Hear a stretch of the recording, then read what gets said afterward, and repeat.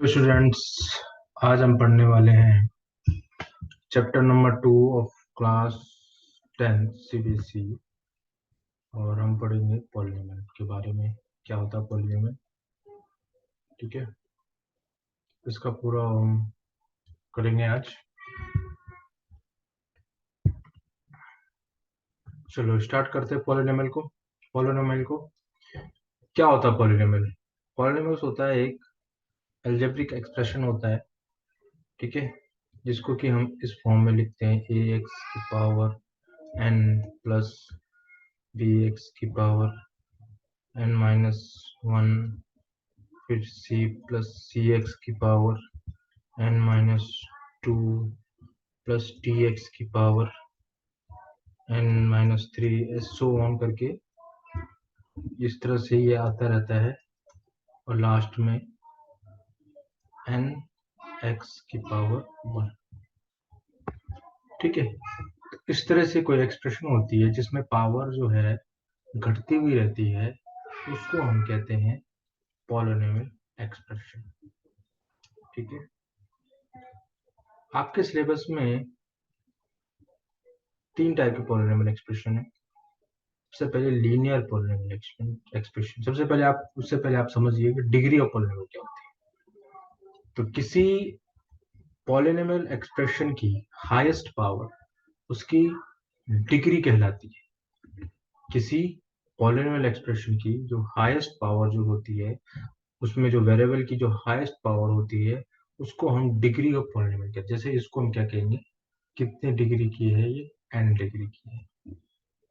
ठीक है, तो किसी पॉलिनोमियल एक्सप्रेशन की वेरिएबल की हाईएस्ट पावर जो होगी वो उस पॉलिनोमियल एक्सप्रेशन की डिग्री कहलाएगी। ठीक है, तो आपके पास है लीनियर में डिग्री क्या होती है?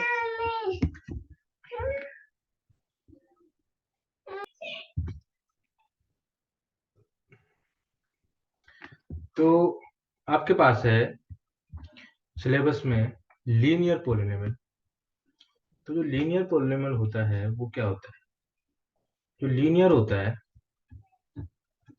उसमें जो डिग्री होती है वो क्या होती है, 1। उसके बाद है क्वाड्रेटिक, इसमें डिग्री क्या होती है, 2। और उसके बाद है क्यूबिक में डिग्री क्या होती है, 3। ठीक है, तो लीनियर पॉलिनोमियल में क्या होती है, डिग्री 1। ठीक है, क्वाड्रेटिक में डिग्री 2 और इसमें डिग्री 3। ठीक है, उसके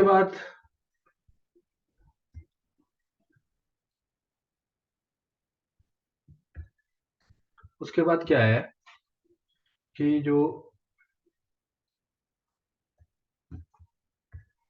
उसके बाद क्या है आपके पास, ग्राफिकली हम कैसे पता करें कि कौन सा पॉलिनोमियल है।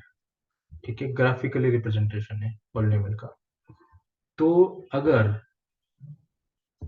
एक ग्राफ है और उसमें एक एक्सप्रेशन बनाया, हमने पॉलिनोमियल एक्सप्रेशन को प्लॉट किया ग्राफ में और इस तरह से कुछ आया, तो जितनी बार भी ये एक्स एक्सेस को टच करेगा, ठीक है, उसके उतने ही क्या होंगे, सॉल्यूशन होंगे। उतने ही क्या होंगे, जीरो होंगे। अच्छा, जीरो का मतलब ये होगा, अच्छा जीरोस क्या होता है? जीरोस पॉलिनोमियल एक्सप्रेशन में पॉलिनोमियल एक्सप्रेशन में वेरिएबल की वो वैल्यू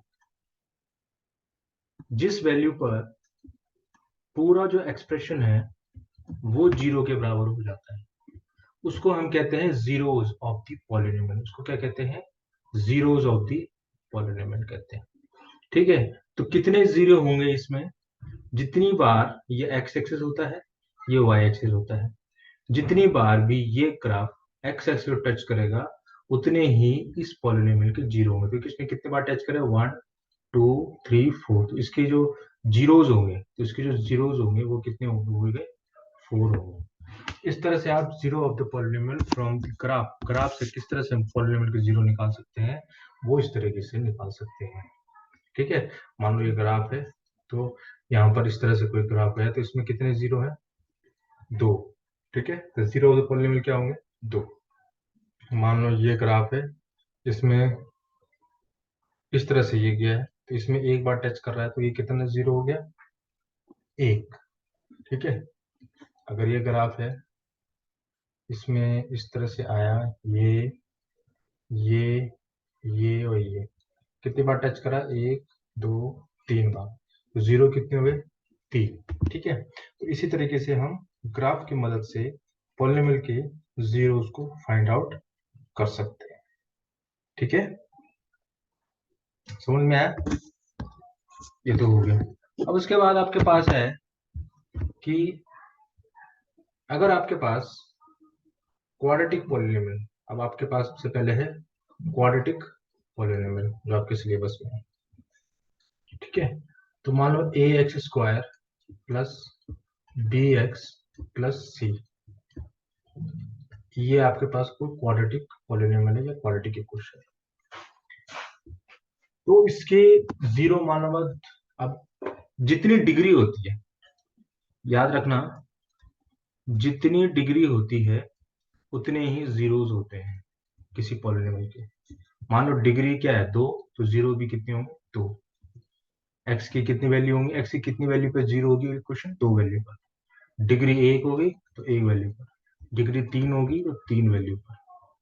ठीक है, इस तरीके से क्या होता है, जितनी डिग्रीज होती है, जितनी डिग्री होती है उतनी ही वैल्यू पर जो पॉलिनोमियल है वो क्या होता है, जीरो होता है। ठीक है, तो वैसे ही इसमें क्या है, क्वाड्रेटिक में क्या है, डिग्री 2 है। ठीक है, तो जीरो कितने होंगे, 2। ठीक है, यानी एक्स की जीरो का मतलब यानी एक्स की 2 वैल्यू पर ये जीरो होगा। तो हम मान लेते हैं एक्स की वो 2 वैल्यू क्या है, एक अल्फा है, एक बीटा है। क्या है, एक अल्फा है, एक बीटा है। ये क्या है, 2 जीरो है, यानी एक्स की वो 2 वैल्यू जिन 2 वैल्यू पर ये क्या होता है, जीरो होता है।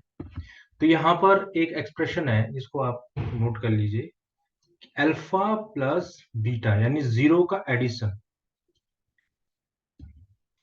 यानी सम ऑफ द जीरो जो होगा हमेशा minus sign of coefficient of X upon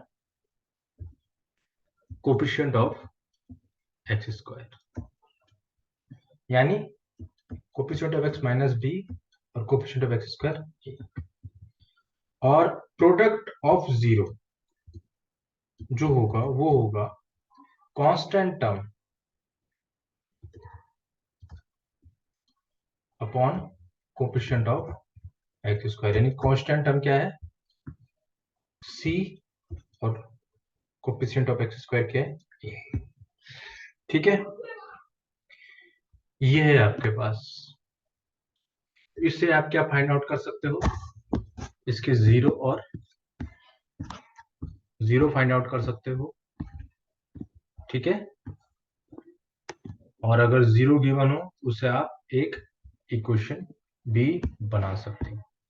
ठीक है, तो ये आपका पॉलिनोमियल का जो आपके सिलेबस में है उस हिसाब से ये पॉलिनोमियल का पूरा चैप्टर का डिस्कशन है। ठीक है, समझ में आया, आपको ये क्लास कैसी लगी। ठीक है, आपको क्लास कैसी लगी, आप प्लीज कमेंट कीजिए। कोई डाउट है तो उसको कमेंट कीजिए। ठीक है, अगर इसके अलावा कोई और चीज छूट गई है तो उसको भी कमेंट कीजिए, और इस चैनल को ज़्यादा से ज़्यादा सब्सक्राइब कीजिए, कमेंट करिए, शेयर करिए। ठीक है, ताकि ये जिनको ज़रूरत है उन तक ये चैनल पहुंचे और ज़्यादा से ज़्यादा स्टूडेंट इस चैनल पर जुड़े, ताकि आपके पास डिस्कशन के लिए ज़्यादा से ज़्यादा प्रॉब्लम्स आएंगी। जितनी ज़्यादा प्रॉब्लम्स आएंगी उतने ज़्यादा सॉल्यूशन निकलेंगे, उतना ही आपका जो एक्सपीरियंस है उतना आपका एक्सपीरियंस गेन होगा, और उतने अच्छे आपके मार्क्स जो होंगे बोर्ड में वो इम्प्रूव होंगे, उतने अच्छे से मार्क्स भी इम्प्रूव होते जाएंगे। हर एक टॉपिक पर आपकी पकड़ अच्छे से बनती जाएगी। ठीक है, तो प्लीज कमेंट कीजिए, शेयर कीजिए और सब्सक्राइब जरूर कीजिए इस चैनल को। Thank you.